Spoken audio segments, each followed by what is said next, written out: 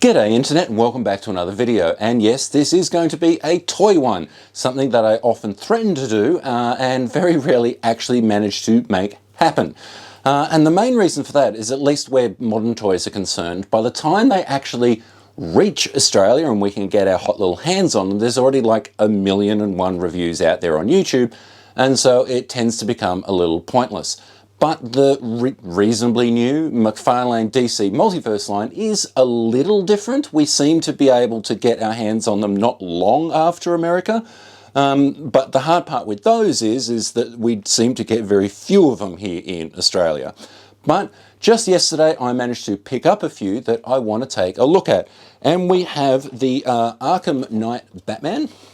We have the Arkham Origins Deathstroke. And we have the Nightwing and Red Hood 2-pack, which everyone seems to be going crazy for, especially for the Red Hood. So let's take a look. And here they are, all laid out in front of us in the standard McFarlane DC Multiverse packaging, which does get a few complaints. A lot of people say it's a bit on the boring side. I think it's nice and simple and distinctive. We'll go with that. But with all of them, you get the figure in its display, DC Multiverse artwork on the back, which more and more the figure is primarily based on, a bunch of figures that are also available in this wave, or at least in this line, and that's pretty much it. So we've got Batman, we've got Deathstroke, and we have the 2-pack of Nightwing and Red Hood. So where are we going to start? I think we will start with Batman. Right, let's start by getting him out of his box.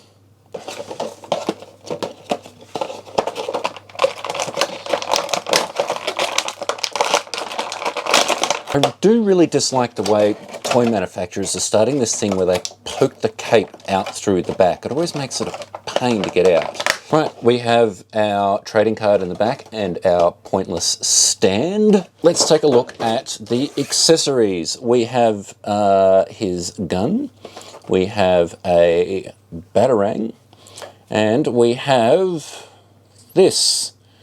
Not actually sure what this is, but they're all just simply in black plastic. There's no detail or paintwork on them.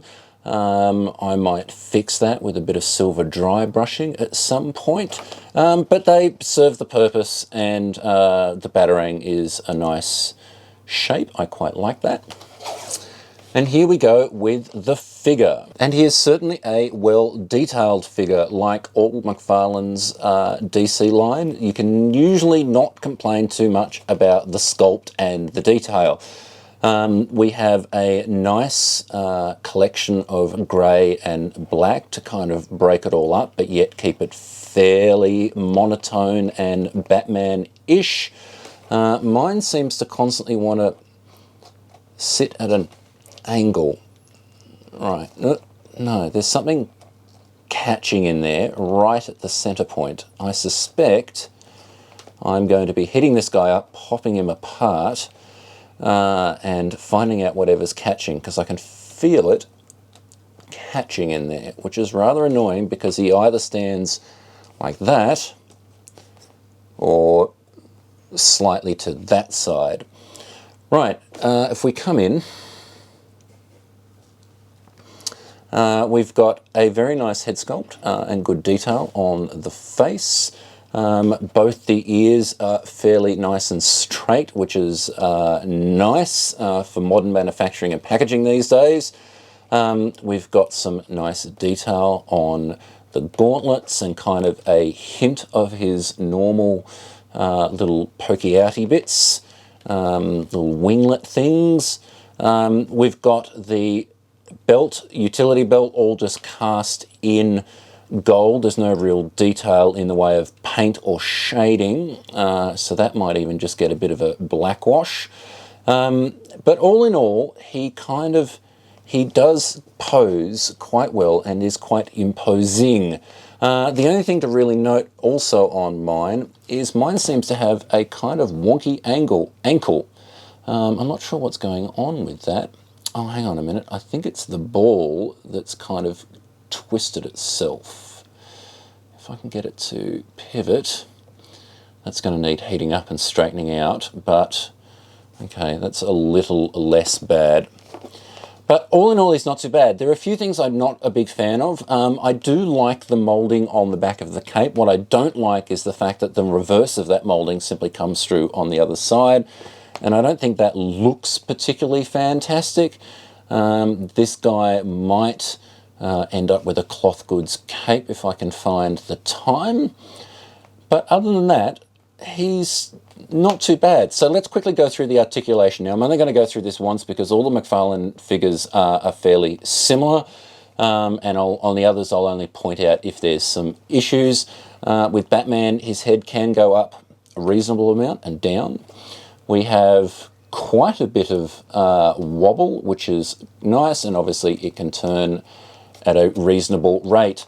Shoulders, the bits on his shoulders do pop over the top, so we get a nice range there. We've got a swivel, we've got double jointed elbows, which give a very nice range, and we've got the traditional ball and socket wrists, which you can go in and out, and if you turn it and bring it back up and twist it, you can have an up and down as well.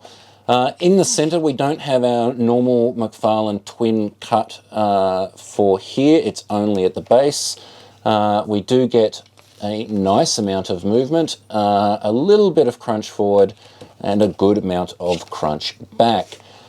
Hips always go out to almost the full splits, although they do kind of start to bend these out a little on the belt. Not much in the way of a thigh twist. Double jointed knees, which he won't quite kick his own butt. And we've got our ball joint ankles and completely pointless toe articulation. So that's Batman, and he's kind of quite nice as soon as I fix some of those little manufacturing issues out, because that waist is annoying the hell out of me. Right, we'll come back to that maybe towards the end. Can I actually get him to stand up with that wonky ankle? No. No. He's really back heavy with that cape.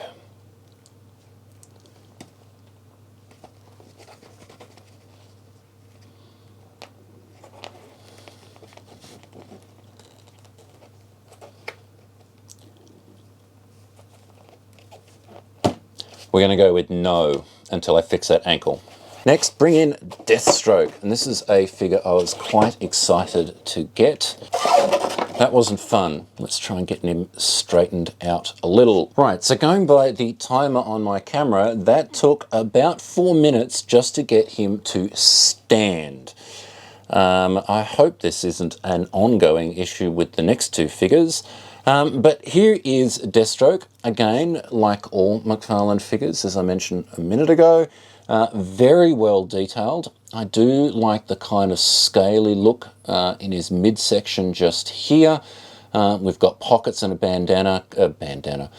bandolier kind of molded in. We've got the place to put his sword, which, by the way, is the only accessory he comes with. Which is actually quite disappointing, because if I go and have a look at images from the game, he should also have a mighty huge staff. We've got a nice mixture of little bits of silver, the kind of dark tealish blue, and then the bronze copper, which kind of really sets him apart. From an aesthetics point of view, the only things really I want to mention is I don't like that on the thing for his sword, it's kind of just a groove and there's no backing to it. Can you see that? You can see the sword like straight through. It's just like, it's like half, oh, there we go. The whole thing just came out. It's like half a cover. Where's the other half? McFarlane, can we have like the other half of our sheath for the sword. Anyway, I think that's a bit rubbish. And the only other thing is a personal pet hate of mine, and that's a moulded in gun. Why? How about you give us the gun and a holster? So there's that. We've got a nice assortment of just kind of little accessories moulded in. We've got, you know, grenade and some cartridges, shotgun cartridges they look like, on his shoulder.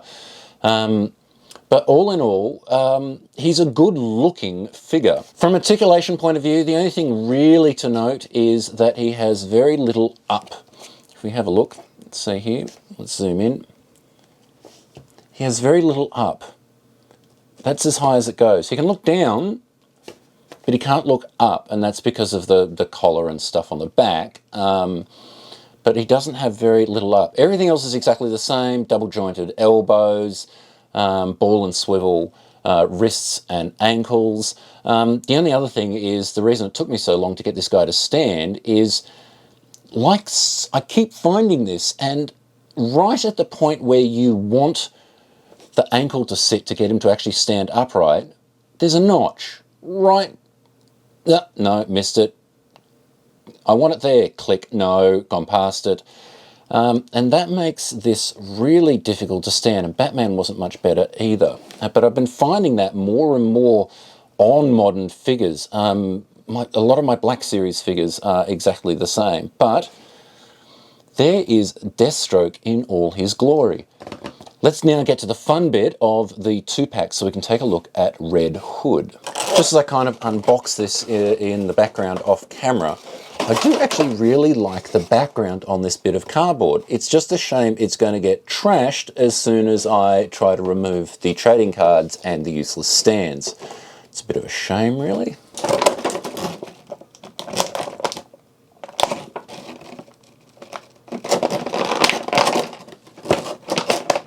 So we'll start with Nightwing. This is simply just a repaint of the figure that came in the very first wave, and was actually probably one of the better figures from the first wave. We all know the first wave of McFarlane DC lines had some issues with scaling and some odd-sized heads, but Nightwing was always, I thought, one of the better ones. Now, it's a very simple figure. There's no argument about that, and I've got a fly blowing around. Hang on. Now, where was I before I got so rudely interrupted? Yes, I always thought he was a reasonably good figure. There's enough detail here to have him looking good down the sides here. And I always liked the imprinted, well, embossed, I guess, logo across his chest. It's just nice and simple. And I do like the update with the black mask and the red eyes. Focus, damn you. There we go. The only thing to note here is of his accessories, which is his battens. Both of them are quite bent out of the package. There's one. There's the other one. That's not great. So we're not going too well for the quality control on these McFarlane figures, which is really quite disappointing. All of them are going to need a bit of fixing. Articulation-wise, this guy is about as standard as you can get for McFarlane, so I'm not going to go into the articulation. And anyone who's into DC multiverse figures has probably already got the original one. So I just wanted to point out some of the differences, but I do like the red on black. But let's stop messing around and let's get to Red Hood. Here we finally are, the one figure that everyone, even those who don't collect DC Multiverse, seems to be quite excited about, and that is Red Hood. He has some nice detailing, all in matte black with a few touches of gloss black here and there just to break it up. He is in his, I would say, quite early 90s rolled up shortcut leather jacket with a popped collar. And he simply has his couple of holsters. Yes, they are actual holsters, which is a nice change compared to Deathstroke. Nice simple pair of gauntlet gloves. But the main thing about this guy is the head. Right, so let's bring it in. we've got a beautifully shiny head with really nice done line work. I quite like that. Is that a chip? Oh, please don't tell me that's a chip. I don't know what that is. And beautiful line work all the way across the head and those piercing white eyes. And that's obviously then set against this matte red chest logo. And other than that, he's a very simply painted figure. And he doesn't have to have heaps of paint detail. He really doesn't. Maybe a bit of a black wash across the leather jacket to give it some age, and that's really about it. Now, in regards to articulation, he's pretty much the same as all the others, except because of the collar, he has almost no up, but he can still look down. And my only real nitpick here is the wrists, because as far as I can tell, they've hidden the normal ball and swivel. Let's zoom in. The normal ball and swivel inside the gauntlet, which means there is literally no movement. I cannot bend that. So that wrist is always going to be at that funky angle. It's not straight, it's slightly tilted in, but you've got swivel, but you can't bend it out because of the shape of the gauntlet. So that's quite disappointing. But all in all, he is an awesome looking figure. He certainly cuts a very nice shape. I love the big kind of wide shoulders on him, very kind of shoulder pad-ish from that era, and that gorgeous shiny head against all the black and just a little bit of skin showing. Looks awesome. Now, accessory-wise, he simply comes with a pair of pistols, which I'm guessing are meant to be Desert Eagles, or if you played Counter-Strike back in the day, Deagles. And they do quite happily go into his holsters. There we go. It's in. It's not going to come out, although you are going to want to push it from the bottom to get it out. And his hands do hold them quite well, even if it is at that funky angle because of his weird wrists. But he's certainly a good looking dude. So there we go, a very nice collection of McFarlane DC Multiverse figures. Now, there's certainly no argument that McFarlane makes some very nice looking figures. However, at least with the ones that I've got, there's certainly some manufacturing issues, especially with the joints. Both Batman and Deathstroke suffer from that kind of notch in the midsection, which prevents them from actually standing up straight. And all of them, except for Nightwing, seem to have very weak ankles. You probably notice that all through this video I've referred to the stands as useless. However, as you see, at least 2 of the 4 figures are now using them because it's the only way I can get them to stand upright reliably. And it's all got to do with the ankles. The ankles, at least on those 2, are very weak, and I'm going to have to try and find a way of improving that. But all in all, I'm really happy with them. They will go nicely with the rest of my McFarlane DC collection. And thanks for watching. If you liked the video, click like, subscribe, all that kind of stuff, and I will see you in the next one.